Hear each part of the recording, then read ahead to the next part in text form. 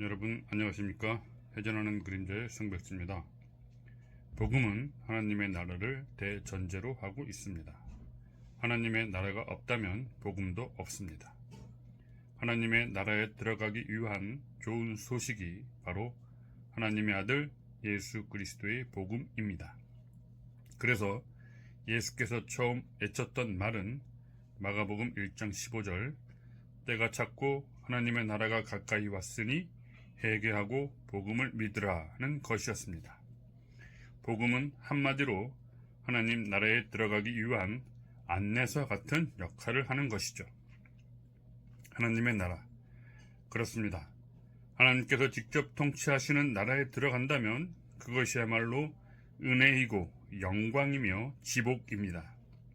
이 세상에도 나라가 있어서 우리 모두는 그 나라에 살고 있습니다. 그러나 세상에 속한 나라의 통치자들은 의롭지 못한 경우가 많고, 그래서 그 백성들은 불의와 전쟁으로 고통을 받으며 신음하기도 합니다. 그러나 하나님께서 직접 통치하신다면, 즉 의롭고 선하신 하나님께서 자신의 권능으로 친히 통치하신다면 그 백성들은 고통에서 벗어날 수 있고 자유와 평화를 누리며 살 수 있을 것입니다. 우리는 이사야 선지자가 선포한 장면을 떠올리는 것만으로도 하나님의 나라가 우리의 가슴을 얼마나 뛰게 하는 나라인지 짐작할 수 있습니다. 이사야서 11장 6절에서 9절 말씀. 그때에 이리가 어린 양과 함께 거하며 표범이 어린 염소와 함께 누우며 송아지와 어린 사자와 살찐 짐승이 함께 있어 어린 아이에게 끌리며 암소와 곰이 함께 먹으며 그것들의 새끼가 함께 엎드리며 사자가 소처럼 풀을 먹을 것이며 젖먹이는 아이가 독사의 구멍에서 장난하며 젖된 어린아이가 독사의 굴에 손을 넣을 것이라. 나의 거룩한 산 모든 곳에서 해됨도 없고 상함도 없을 것이니 이는 물이 바다를 덮음같이 여호와를 아는 지식이 세상에 충만할 것임이니라. 그러나 구약시대의 이스라엘 민족을 보면 하나님 나라에 대한 의구심을 가지지 않을 수가 없습니다. 이스라엘이라는 민족은 어떤 면에서 보면 일종의 하나님의 나라였습니다. 하나님은 이스라엘을 자기 백성으로 삼으셨고 왕으로서 그들을 통치하기 위한 법도 제정하셨습니다. 모세를 통해 거룩하신 율법을 주셨고 기름 부음을 받은 왕을 통해 자신의 대리자로 세우셨습니다. 또 때로는 선지자들을 보내어 질책하시고 심판하시기도 했습니다. 그러나 이스라엘이라는 나라는 오래가지 못했고 흥망성쇠를 거듭하다가 결국 로마의 식민지로 전락했습니다. 뿐만 아니라 예수 그리스도 이후에는 성전의 파괴와 함께 세상으로 흩어졌고 그들이 이방인이라고 폄하했던 나라들로부터 온갖 박해와 학살을 당했습니다. 홀로코스트를 굳이 말하지 않아도 유대 민족은 의롭고 선하신 하나님이 다스리는 그런 나라 같지가 않아 보였습니다. 그렇다고 예수 그리스도 이후에 이방인 세상은 달라졌습니까? 복음이 온 세계에 전파된 지금도 여전히 하나님의 나라는 실현되지 않았습니다. 세상은 아직도 죽음과 어두운 세력에 붙잡혀 있습니다. 전쟁은 끊이지 않고 가난과 질병, 살인과 폭력, 억압과 차별, 불신과 갈등 등이 여전히 행행하고 있습니다. 현실이 그렇다면 성경에서 말하는 하나님의 나라는 도대체 무엇을 두고 하는 말일까요? 죽어서 가는 천국과 지옥 같은 저 멀리 영적 피안의 세계일까요? 아니면 기독교인들이 소위 말하는 사랑과 봉사의 친교를 나누는 교회 공동체가 그것일까요? 그것도 아니면 예수의 재림을 통해 실현되는 새로운 세상, 곧 새하늘과 새 땅이 그것일까요? 아니면 실존적 변화를 통한 내면의 평화를 하나님의 나라라고 주장하는 영적 깨달음의 세계일까요? 이렇게 하나님 나라에 대한 다양한 견해가 있지만 분명한 것은 예수 그리스도가 목숨을 걸고 증거하고자 했던 하나님의 나라는 이 땅에 속한 것이 아니라는 사실입니다. 이는 빌라도 앞에서 예수님이 한 말씀을 보면 분명히 알 수 있습니다. 요한복음 18장 36절 예수께서 대답하시되 내 나라는 이 세상에 속한 것이 아니니라. 만일 내 나라가 이 세상에 속한 것이었더라면 내 종들이 싸워 나로 유대인들에게 넘겨지지 않게 하였으리라. 이제 내 나라는 여기에 속한 것이 아니니라. 또 사도 바울도 고린도전서 15장 50절에서 혈과 육은 하나님의 나라를 유업으로 물려받을 수 없다고 말씀하셨습니다. 그러면 도대체 무엇일까요? 예수께서 그렇게 증거하고자 했던 하나님의 나라는 도대체 어디에 있는 것일까요? 결론부터 말하면 그것은 성령 안에 있습니다. 죽어서 가는 천국에 있는 것도 아니고 미래의 임박한 종말에 있는 것도 아닙니다. 그렇다고 영적 깨달음에 있는 것도 아닙니다. 그것은 오직 성령 안에서 경험되는 그 나라의 권세와 위엄 그리고 평화입니다. 외적으로는 성령의 권세이고 내적으로는 성령이 주는 평화입니다. 한 나라가 성립하기 위해서는 통치자의 권위와 권세가 있어야 합니다. 왜냐하면 나라에는 권자를 노리는 반역 세력이 있기 마련이기 때문이죠. 권력에 대한 욕심은 이 땅에만 있는 것이 아닙니다.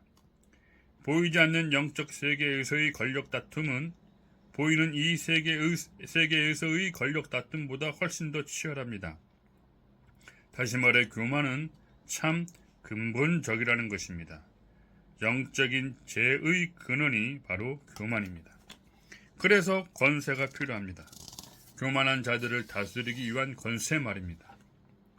그 권세를 가장 잘 보여주는 성경 구절은 마가복음 1장 24절에서 27절입니다.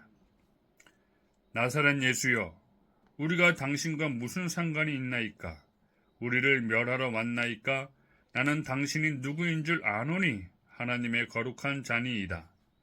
예수께서 꾸짖어 가라사대 잠잠하고 그 사람에게서 나오라 하시니 더러운 귀신이 그 사람으로 경련을 일으키게 하고 큰 소리를 지르며 나오는지라.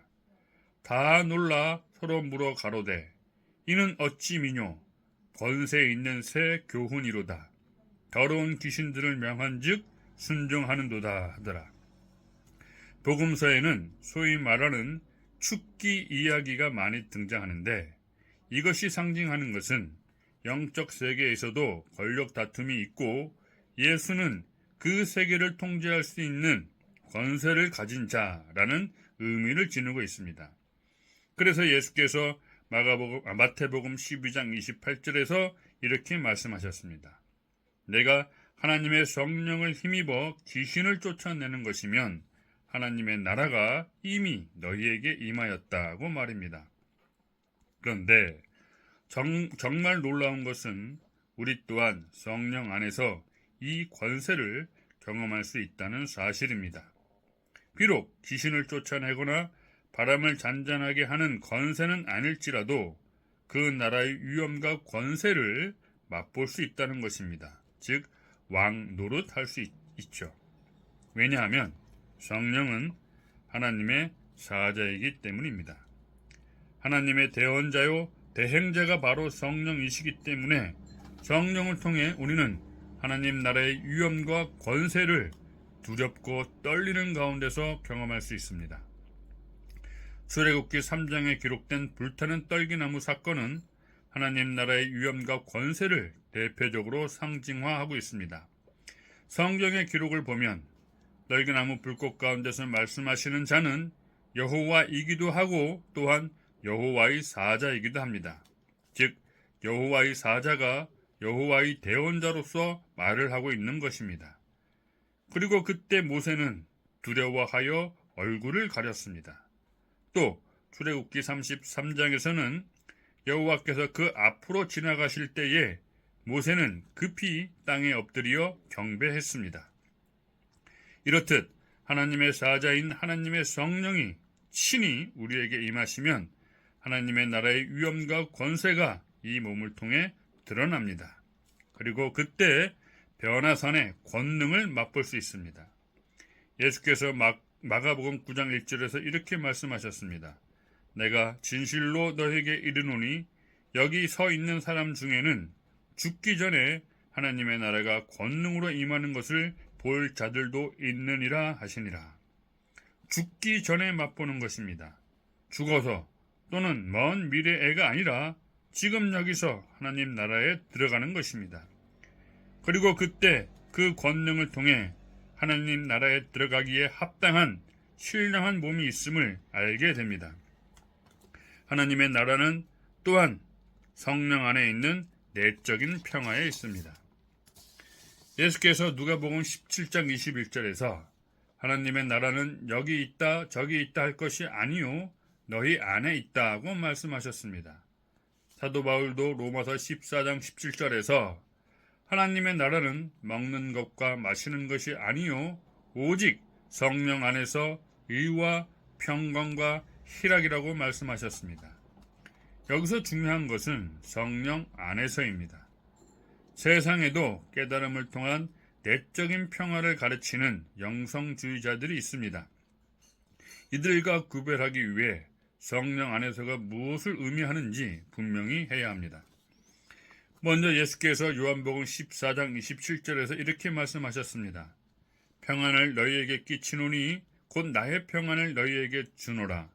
내가 너희에게 주는 것은 세상에 주는 것 같지 아니하리라. 너희는 마음에 근심도 말고 두려워하지도 말라. 세상에 주는 평안과는 차원이 다른 평안을 주신다는 것입니다. 그 근거로 예수님은 보혜사 성령을 말씀하셨습니다. 요한복음 14장 17절 저는 진리의 영이라. 세상은 능히 저를 받지 못하나니 이는 저를 보지도 못하고 알지도 못함이라. 그러나 너희는 저를 아나니 저는 너희와 함께 거하심이요 또 너희 속에 계시겠음이라. 진리의 영이신 보혜사 성령이 우리와 함께 거하시고 우리 속에 계심으로 인해 세상에 주는 것과 다른 평안을 경험할 수 있다는 것입니다. 왜냐하면 진리의 영이신 보혜사 성령이 나의 몸을, 우리의 몸을 거처로 삼으실 때 그때 아버지와 나는 하나가 되기 때문입니다.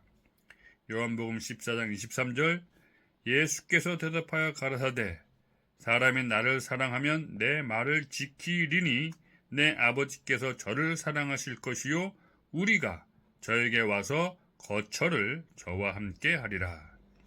우리가 저에게 와서 거처를 저와 함께 하리라고 말씀하셨습니다. 우리, 곧 아들과 아버지가 우리의 몸을 거처로 삼으심으로 인해 이제 우리는 하나님과 하나가 될 수 있습니다. 그때 내가 아버지 안에 있고 아버지가 내 안에 있음으로 인해 흔들리지 않는 내면의 깊은 평화를 경험합니다. 표면은 바람으로 인해 물결이 일고 요동치지만 깊은 곳에는 흔들림이 없는 바다처럼 고요하고 평안합니다.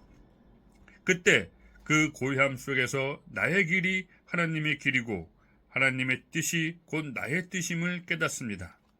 하나님을 사랑하는 자, 곧 그 뜻대로 부르심을 입은 자는 모든 것이 합력하여 선을 이루기 때문에 두려움이 없는 것입니다.